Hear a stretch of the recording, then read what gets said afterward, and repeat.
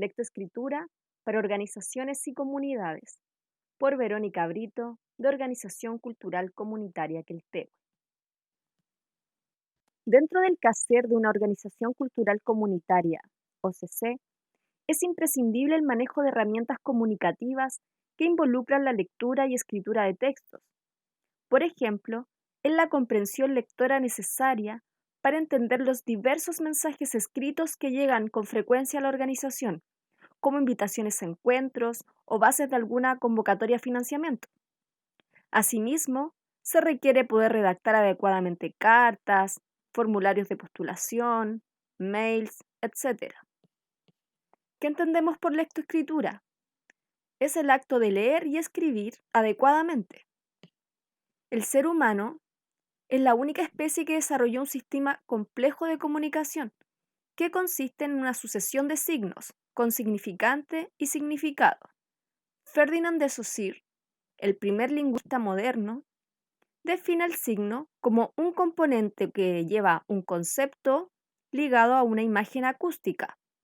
Este concepto sería lo que entendemos por significado y la imagen acústica sería el significante.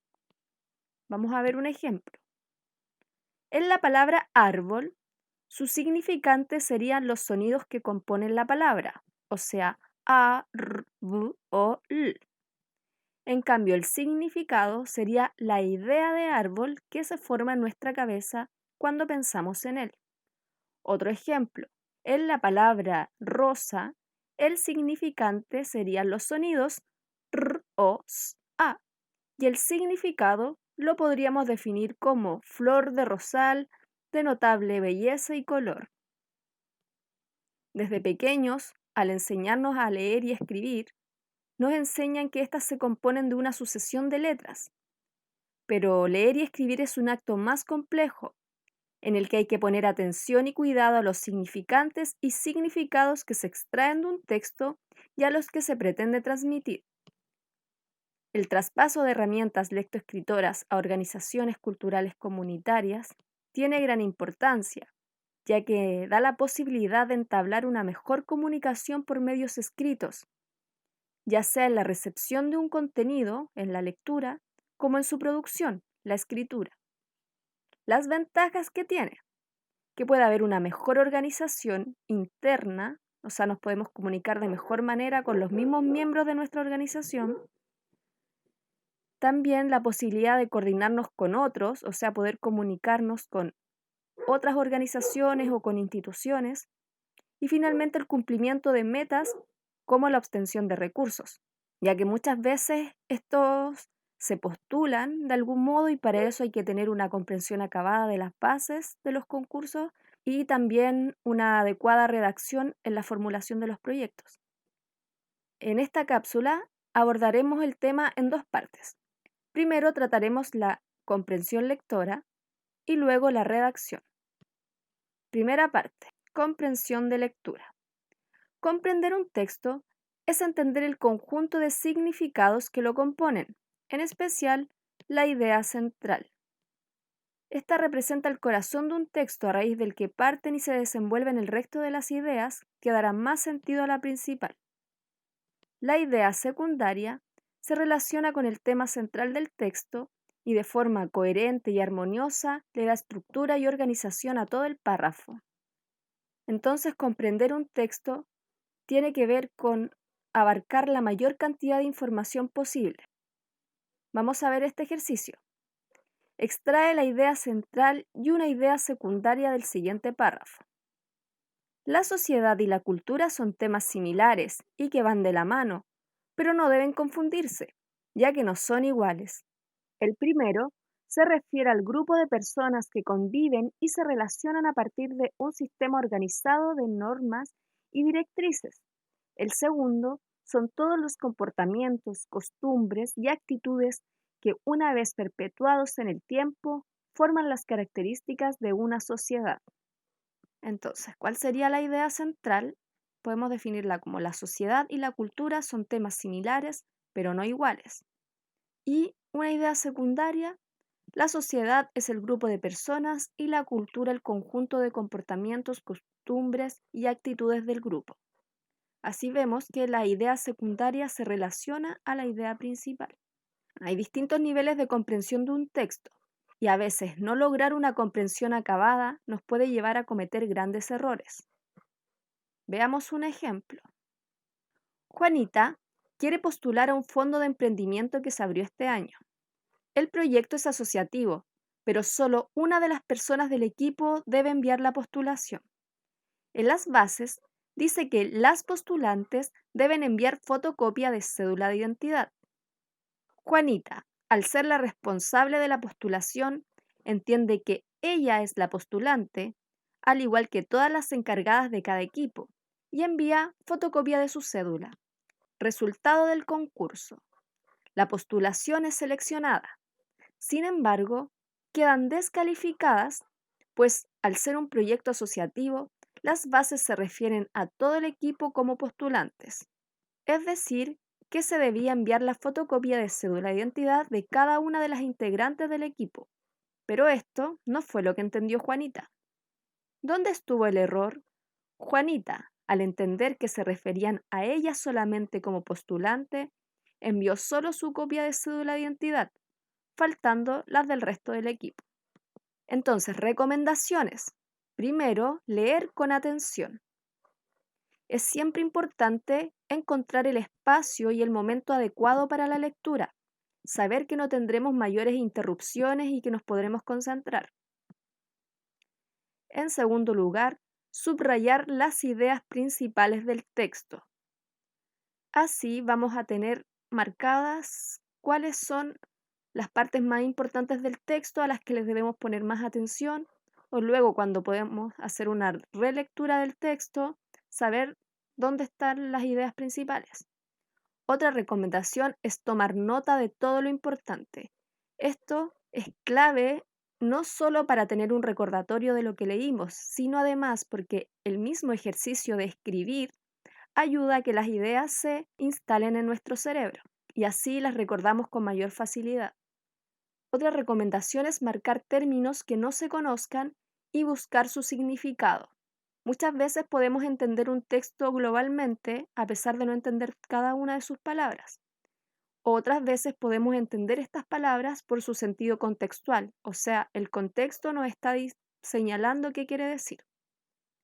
Pero hay otras veces en donde hay términos que no conocemos y que no los podemos entender contextualmente y que además son muy importantes para comprender el sentido global del texto.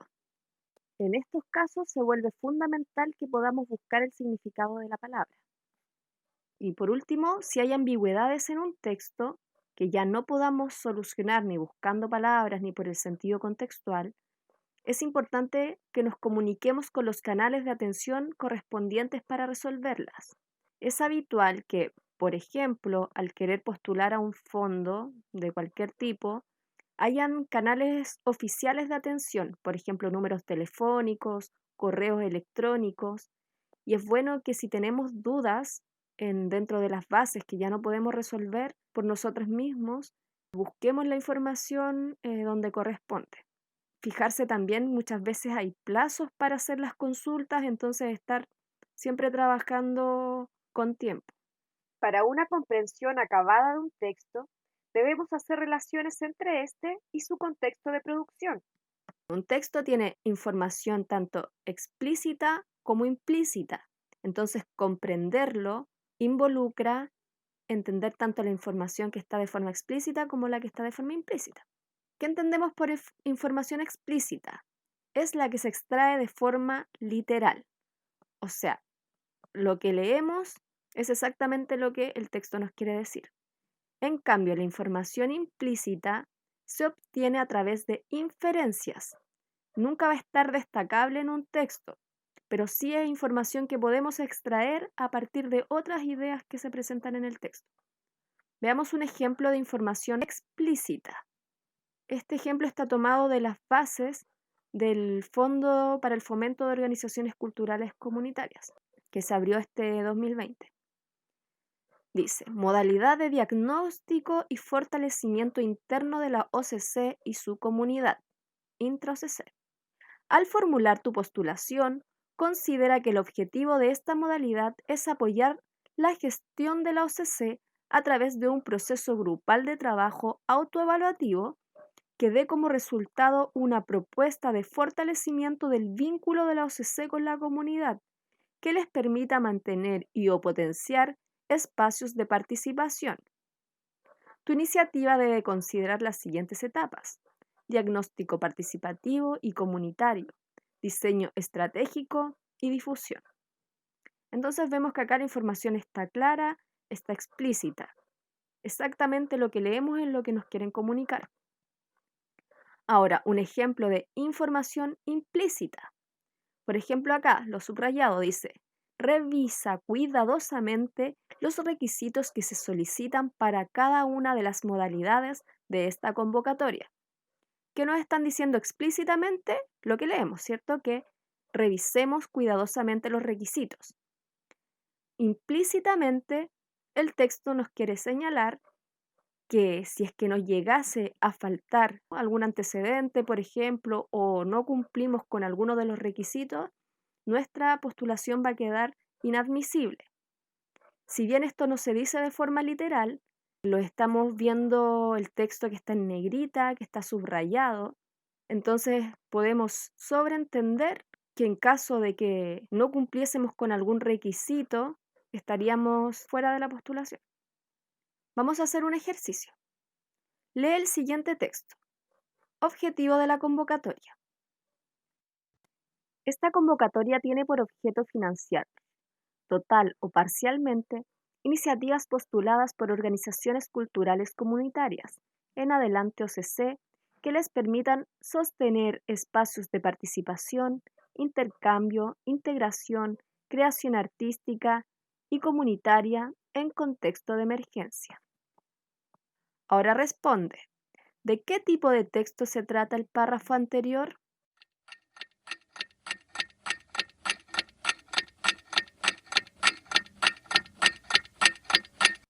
Muy bien, son las bases de un fondo concursable. ¿Cómo lo sabemos? Porque dice objetivo de la convocatoria y nos está hablando también de que el objetivo es financiar ciertas actividades. Entonces entendemos que serían las bases de un fondo concursable. ¿A quién está dirigido el texto anterior?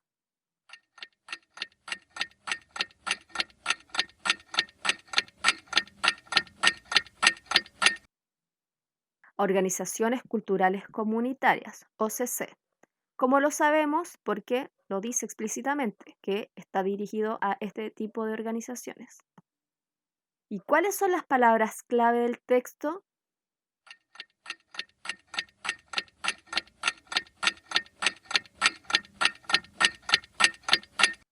Yo marqué convocatoria, objetivo, participación, intercambio, integración, creación artística, contexto de emergencia. ¿Por qué serían estas las palabras clave del texto? Ya que son las que entregan la información principal. Solo con estas palabras, sin nada más, podemos hacernos una idea de qué se trata el párrafo. Entonces, ahora vamos a pasar a la segunda parte, que es escritura o redacción. Redactar es poner por escrito un conjunto de ideas ordenadas de forma lógica y coherente en un texto. Antes de escribir un texto, lo primero que vamos a hacer es planificarlo. ¿Cómo podemos hacer una planificación? Vamos a partir con una lluvia de ideas.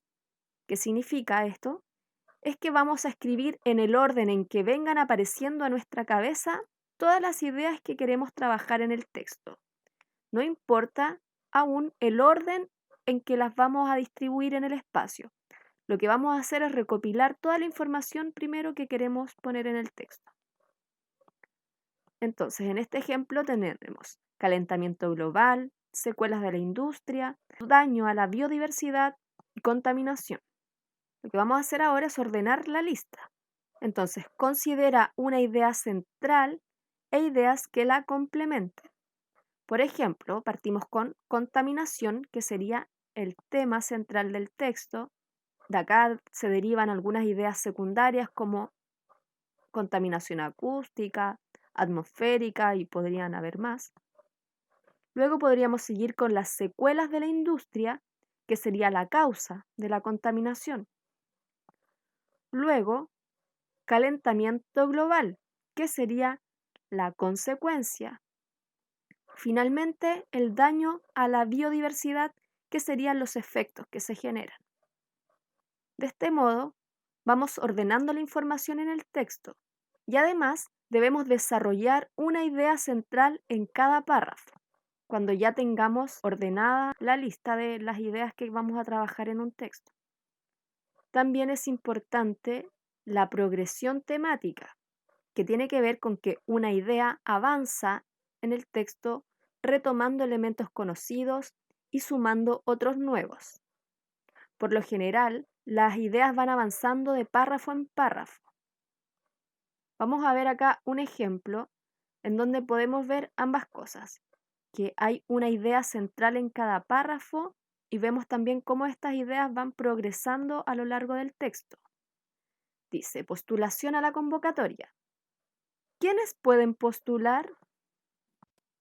Podrán postular a esta convocatoria organizaciones culturales de base comunitaria que aporten a la integración social y al fortalecimiento de la identidad y diversidad cultural de este territorio local, instaladas en alguna de las 345 comunas con municipio del país, sin fines de lucro, con o sin personalidad jurídica y que cumplan con el perfil desarrollado en el capítulo 1 de las bases administrativas. Entonces vemos cómo la idea del párrafo es cuáles son las organizaciones que pueden postular. Entonces ahora el párrafo siguiente retoma la idea central, dice, teniendo en cuenta el perfil del postulante a esta convocatoria, o sea, el que ya se señaló en el párrafo anterior, y ahora se suma la idea nueva. No podrán postular teatros, casas de la cultura, corporaciones, fundaciones u otros espacios o instituciones culturales municipales y o privadas con fines públicos, establecimientos educacionales de cualquier tipo, así como sus centros de padres y apoderados o centros de alumnos, asociaciones gremiales o sindicales.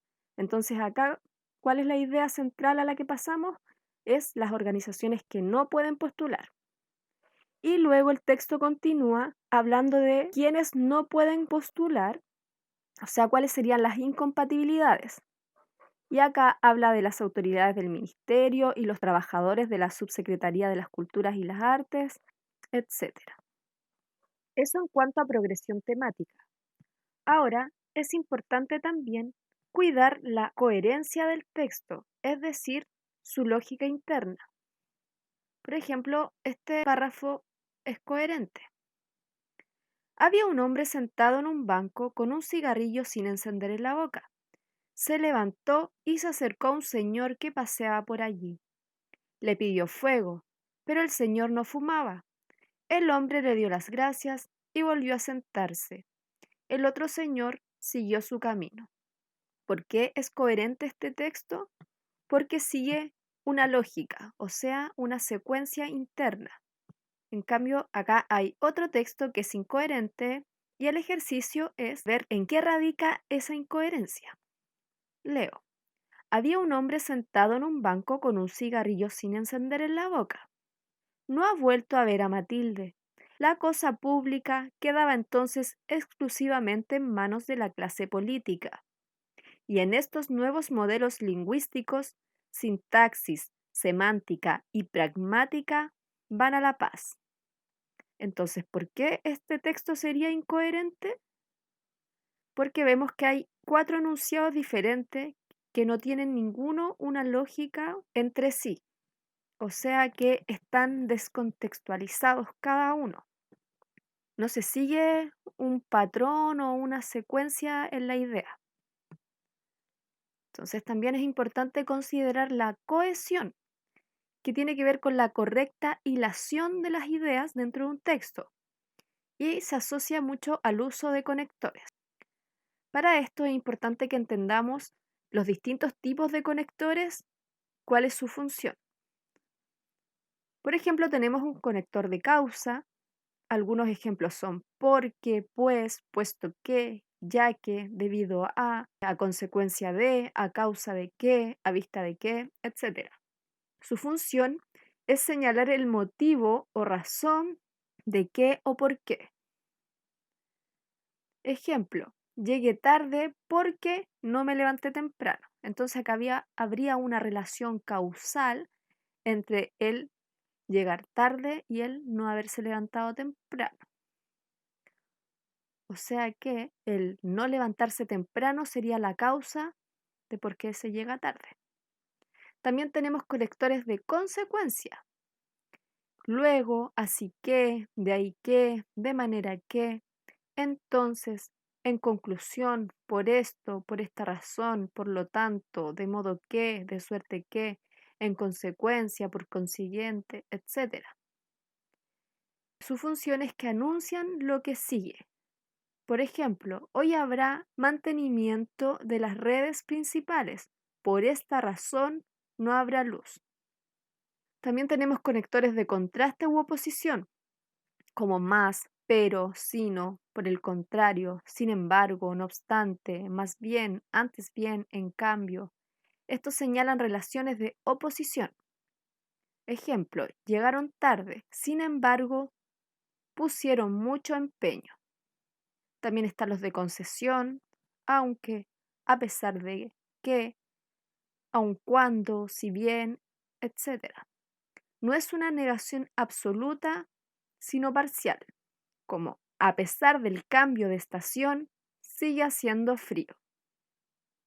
También tenemos conectores de adición, más aún, además, asimismo, inclusive, aparte de ello también, no solo, sino también. Generalmente tienen un uso parecido a la conjunción y sirven para unir distintas ideas. Como en este ejemplo, todo está muy tranquilo, inclusive por las noches. También están los conectores de equivalencia. En otras palabras, en otros términos, es decir, o sea, vale decir, en suma. Se anuncia lo mismo en términos más simples o más técnicos. O sea, es cuando decimos una idea y luego esa idea la repetimos pero de forma reformulada. Fueron leales en todo, es decir, son buenos amigos. También están los conectores de evidencia, como obviamente, como es obvio, naturalmente, por supuesto, sin lugar a dudas, etc. Estos recuerdan un punto obvio. Como todos participarán de la fiesta, como es obvio, esto incluye a los más grandes.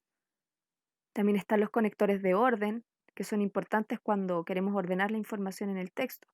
Primero, en primer lugar, en segundo lugar, antes, después, finalmente, por último, a continuación. Estos se usan para enumerar una serie de puntos. Tenemos un ejemplo. En primer lugar, se atenderá a los niños, después a los ancianos. Y también tenemos conectores de secuencia, como después, luego, enseguida. Se usan para indicar una sucesión de ideas. Estudia para tu examen, luego piensa en la graduación. Vamos a hacer este ejercicio. Complete con el conector que corresponde. Entonces tenemos, en primer lugar, escribo para saber cómo te encuentras. Espacio, aquí hay que completar con el conector que corresponde. Coma, para invitarte a un encuentro que realizaremos en la sede vecinal el próximo fin de semana. Entonces, ¿cuál puede ser el conector que falta acá? ¿Y de qué tipo? Si dice en primer lugar, lógicamente lo que corresponde es que venga en segundo lugar. Entonces sería un conector de orden. Es importante también que un texto tenga claridad. Quiere decir que se entiendan todas las ideas que están en el texto, que no hayan ambigüedades y también que sea preciso, es decir, que tenga la información justa y necesaria, que no se dé muchas vueltas en la misma idea, sino que toda la información sea concisa. Ahora veremos un poco de gramática de la oración para saber cómo estructurar oraciones adecuadamente. Tenemos siempre en la oración un sujeto y un predicado. El sujeto sería la persona, animal o cosa de quien se habla en la oración. Por ejemplo, el perro cuida la casa. ¿De quién estamos hablando? Del perro, entonces este sería el sujeto. O la película está bonita. ¿De qué estamos hablando? O sea, ¿qué sería el sujeto? La película. Siempre el sujeto tiene un orden. Lleva un artículo, que puede ser definido o indefinido, el, la, los, las, un, una, unos, unas. Luego lleva un sustantivo, que podría ser común o propio. También se le llama el nombre de la oración. Y el sustantivo generalmente lleva un adjetivo asociado. Puede ser calificativo, demostrativo, entre otros. Y el predicado, que tiene que ver con lo que se dice del sujeto. Por ejemplo, ¿qué cosa se dice del alumno? La alumna estudia mucho cada día. ¿Qué está diciendo entonces? Que estudia mucho. Eso sería el predicado de la oración. Y el predicado se compone del verbo en un tiempo, modo y persona determinado. Puede también tener adverbios, que serían los que determinan el verbo, preposiciones y finalmente complementos de tiempo, de modo o circunstancial. Es importante respecto a la gramática considerar también la concordancia gramatical, la de género, de número y de tiempo verbal. La de género tiene que ver con el femenino masculino dentro de la oración. O sea que si vamos a hacer una oración que estamos hablando de un determinado género, debiésemos continuar ese género a lo largo del párrafo. También el número, si es plural o singular, y el tiempo verbal. Vamos a dar ejemplos de inconcordancias para que nos quede más clara la idea. De género. Las niñas jugaban solos en la plaza. ¿Por qué hay una inconcordancia de género acá? Porque estamos hablando de las niñas en género femenino y luego el adjetivo dice solos. O sea, aquí lo masculinizamos. Lo correcto sería que dijera las niñas jugaban solas en la plaza, no solos. Tenemos una inconcordancia también de número. Las niñas jugaban solas en la plaza. ¿Dónde estaría la inconcordancia acá? Si la encuentran. Claro, en que el artículo está en singular, la, mientras que niñas y jugaban solas está en plural. O sea que el artículo es el que está inconcordante. Y también tenemos de tiempo. Las niñas jugaban solas cuando están en la plaza. Acá se produce una inconcordancia en el tiempo verbal porque estamos hablando primero en pasado, que las niñas jugaban solas, y luego decimos cuando están en la plaza y en tiempo presente. Ahora vamos a ver un poco de ortografía. Literal, acentual y puntual. Es importante que en textos formales mantengamos la ortografía correcta, ya que más allá de las reglas, la ortografía nos permite tener una comprensión más acabada de los textos. Vamos a seguir con un apéndice ortográfico en donde vamos a invitar a leer algunas de las reglas ortográficas y a realizar algunos de los ejercicios. Por ejemplo, tenemos la regla de la V con la V. Hay muchas palabras en que nos podemos confundir. No sabemos si son con V o V, ya que en el español no hay una diferencia fonética entre estos dos grafemas. Pero algunas reglas básicas serían, por ejemplo, que la V siempre va antecedida de M, nunca de N, por ejemplo. Palabras como embotellar, en cambio con V siempre iría la N, o sea, por ejemplo, en envolver. También con V siempre va a ir L, luego de ella, nunca la V, y también la R, o sea, la combinación V-R. Hagamos este ejercicio práctico que está simulando una carta. Entonces aparece arriba la ciudad, la fecha, que puede ser cualquiera, A, el destinatario, y el texto.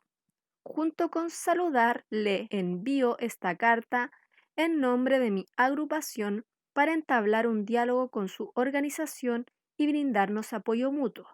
Entonces acá debes en cada uno de los casos señalar si es que va una V o una V. Entonces las palabras serían envío, nombre, entablar, brindar. Respecto a la C, la S y la Z, hay muchas reglas. Vamos a ver que, por ejemplo, la S se usa en palabras terminadas en oso y osa. Por ejemplo, vanidosa, gracioso. Se utilizan palabras terminadas en simo y sima, como purísimo, blanquísima. Se utilizan palabras terminadas en sion, que vienen de sustantivos que terminan en so, sor, do y dor. Esto es muy importante para no confundirnos con el sion, que es con C. Por ejemplo, invasor, invasión. También se utiliza en gentilicios terminados en ense, como pascuense, y se utiliza en palabras terminadas en sivo y siva, como explosivo, pasiva. El uso de la C se utiliza cuando se forman diminutivos, como pancito, pancillo, florcita, florcilla. También para formar los plurales de palabras que terminan en Z. Por ejemplo, la palabra pez, que termina en Z, su plural sería peces, con C, como juez, jueces. También se utilizan verbos que terminan en sir y ser, como decir, permanecer. Se utilizan palabras terminadas en sion, que vienen de sustantivos que terminan en to, tor, do y dor, como canción, cantor. Se utilizan palabras terminadas en cia, cie y cio, como dolencia, necio, anestesia. Entonces sabemos también que la C junto con la E y con la I suena lo mismo que la S con la E y la I, pero no debemos confundirlo. Tenemos, por ejemplo, que el C con tilde sería de saber y también el sí con tilde sería una afirmación. Y bueno, hay muchas palabras que se escriben casi igual, solo cambian la C con la S, como la palabra intención. Acá, cada palabra va a tener un significado diferente dependiendo de con cuál de las dos letras se escriba. Por ejemplo, intención con C tiene que ver con una voluntad o propósito. En cambio, intención con S viene de intenso. Entonces, apliquemos un poquito según las reglas que mencionamos anteriormente. Vamos a elegir una de ellas y vamos a aplicar acá. Tenemos voraz, ves y voz. Muy bien, entonces el plural de voraz sería voraces con C, de ves, veces y de voz, voces. Respecto a la G con la J, también hay un montón de confusiones ya que suenan igual en español, cuando G está con E y con I. No es el caso de A, O y U, ya que en ese caso con G sonaría ga, go o gu. Pero cuando se une a la E y a la I es que se producen las confusiones. Entonces se escriben con G las palabras terminadas en algia, logia, gencia y gente. También los verbos que acaban en gerar, ger, salvo tejer, y gir, salvo crujir. Y también las palabras que empiezan por gen o geo. Y se escriben con J las palabras que comienzan por adj, age, eje, ofj. También las palabras terminadas en aje, salvo ambajes, eje, ojería. Y todas las formas conjugadas de aquellos verbos que en su infinitivo no llevan G ni J.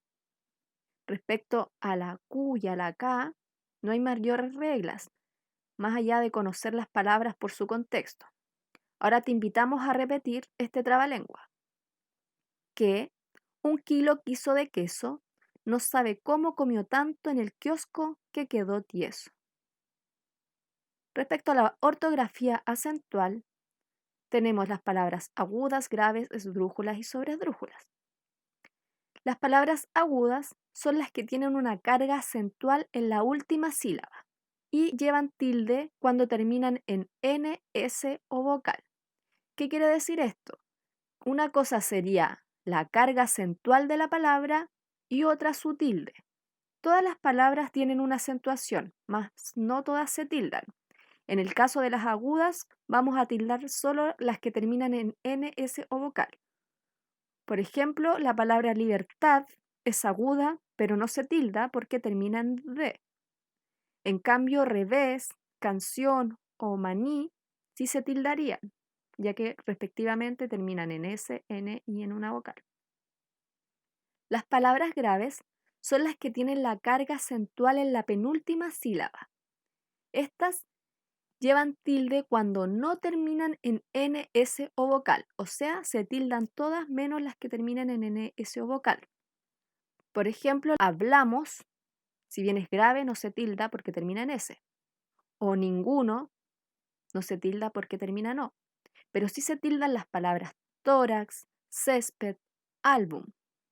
Las palabras esdrújulas son las que tienen carga acentual en la antepenúltima sílaba. Llevan tilde siempre.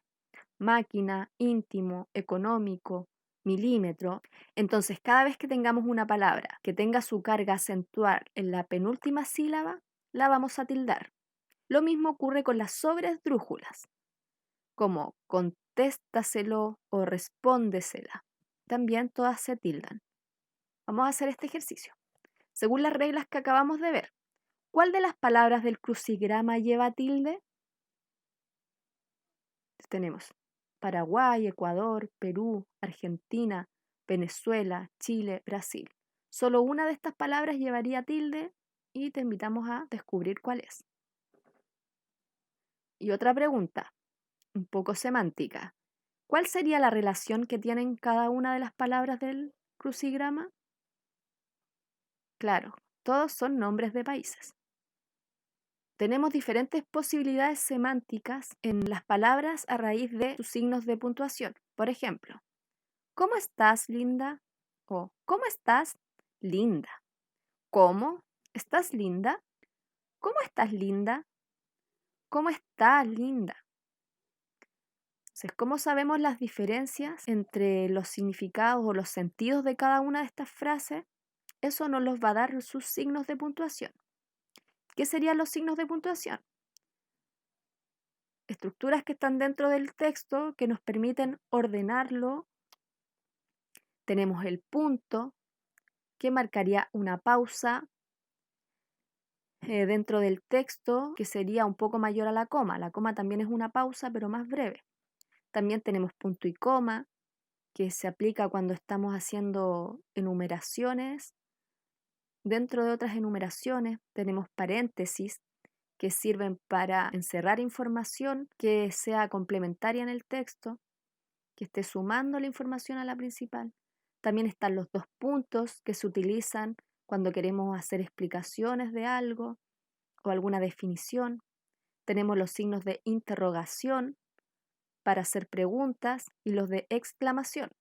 Acá cabe señalar que en el español se usan tanto los signos de apertura como los de cierre, a diferencia del inglés en donde solo se usa el de cierre.